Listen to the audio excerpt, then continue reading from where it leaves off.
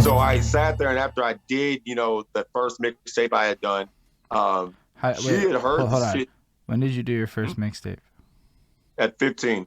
How did you pull that off at 15? Like how did you get beats and I stuff?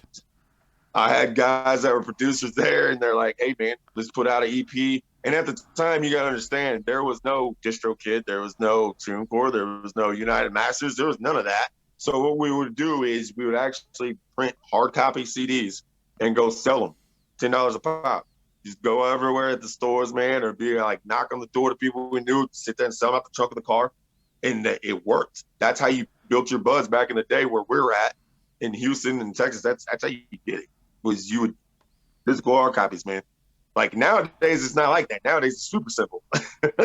Back then, no, man, it was Yo, whole I different. would. But at 15, So yo, yep. it's like it's crazy that people say it's super simple now. I'm like, bro, I've only ever been an internet rapper. It is not super simple. It is like super simple to get your music to the store, and then it's like, okay, then what?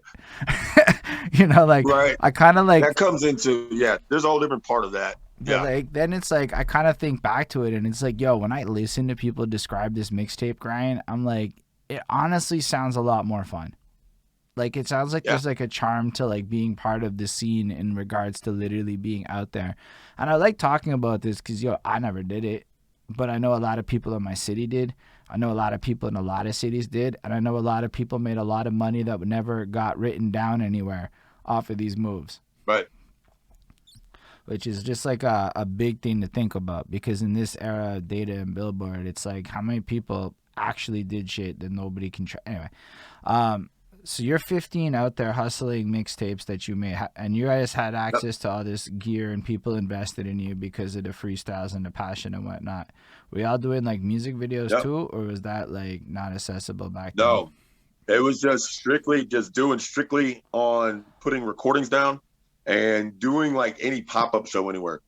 So I remember performing for the first time at 16 years old, and there was maybe like 20 people. Not a whole bunch, but for me, 20 people, I was like, holy shit, holy shit, holy shit, 20 people here. Don't fuck this up.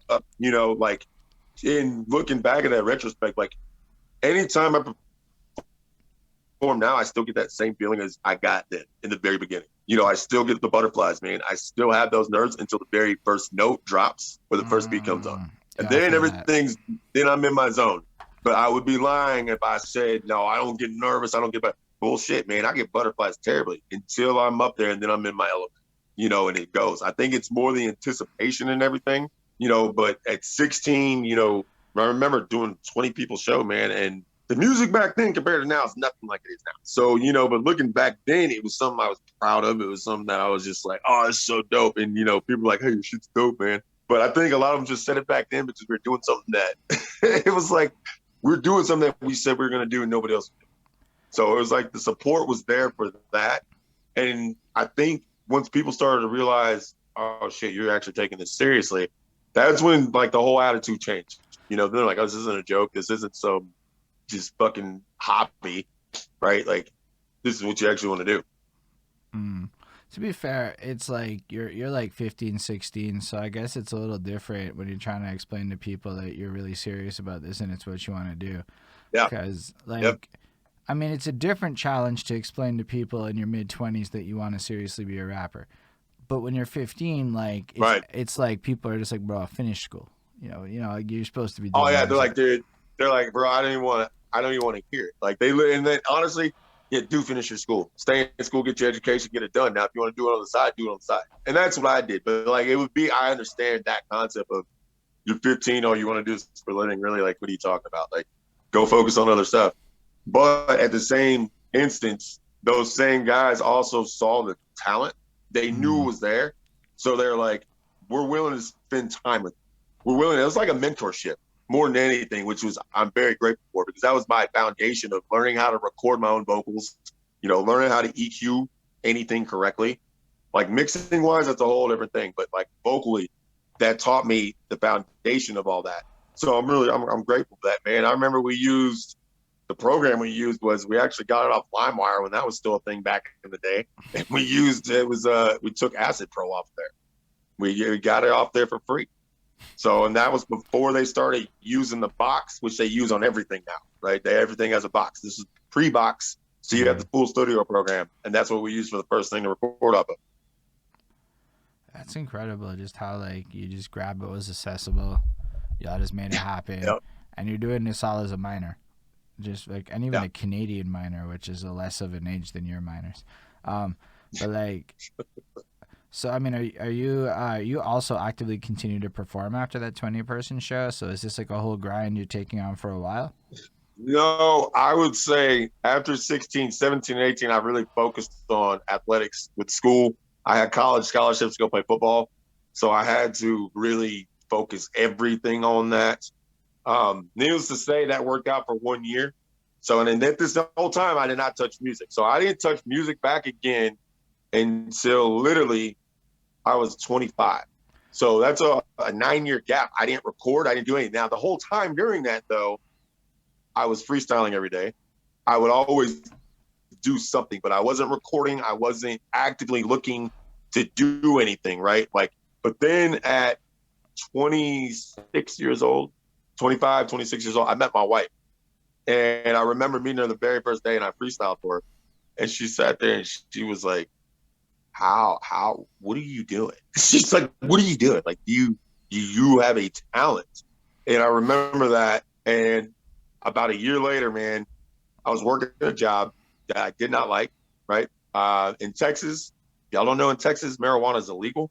So I had a joint that I got arrested for and literally got arrested for that. Since that happened, certain jobs would not hire me. So they had me cooking, man. And like, I'm not supposed to cook for a living, bro. Like, that's Like not what I'm well, supposed to hold do. up. I mean, for a joint, Yeah. I'm For in, a joint. like For a joint. I'm in Montreal, right? Now forget about it being legal. I've never had to stress about a joint. I mean, I'm not as brave as others to smoke in front of cops, but every friend of mine Yeah, brags no. about how they smoke in front of cops. I don't though. But like Yeah, no, I don't do but that. it's like No, man. so you got caught with one joint one time and that shit ended up giving you a record or whatever. Yeah, yeah. They gave me a year probation for that. So of course it was on my record then. So any job that I wanted, they loved me, but they're like, oh well, corporate rules, you have marijuana possession. So we can't hire. Holy shit though. So it was like it came to the point, man. Like I was at the point where it's just, what are you doing with yourself? Like this isn't what you're supposed to be doing.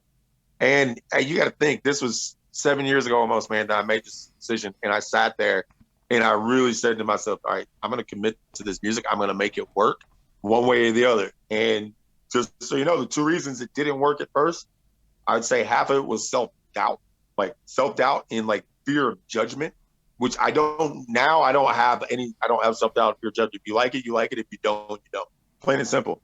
But back then, I think that was a big part of holding me back was, what's my family going to think?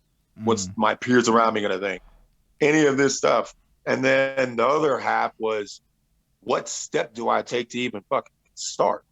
Like doing this on my own. What, right? Relatable. Like, Big yeah, relatable. it's like, what step do I fucking take, man? Because I didn't have a studio. I didn't know anybody in the area for a studio. So I had a friend told me, he's like, hey, man, there's an app. It's called BandLab. Have you used it? And I was like, no, man, I'm not. And it was a full studio on your phone, right? I remember putting out about 60 songs off that damn thing in the very beginning. And one of them blew up on SoundCloud. The quality was absolute shit, was not good, but people vibed with it, man. And I still have it up. I kept it up. Hold I up. think it's Can you still up there. repeat what you just said? The song Yeah. that people vibed with sounded like shit. The quality was absolute shit. Yeah. My guy, that is magic to It, me to hear. You know it why? was, Because people spend so much money trying to chase this perfection, thinking that's going to be the thing that makes their song like pop. And I get right. it. And I And totally well, hear them. it's crazy about that is, like, I've had people ask me all the time now, especially with the new music I have now and the music's been out. They're like, why do you keep that song up? Why do you? And I'm like, it's the easiest answer, man. I keep it up simply for the fact to remind myself where I came from, where I started, and to keep myself grounded. No matter how big this gets, this all started from off a phone app until I got a studio.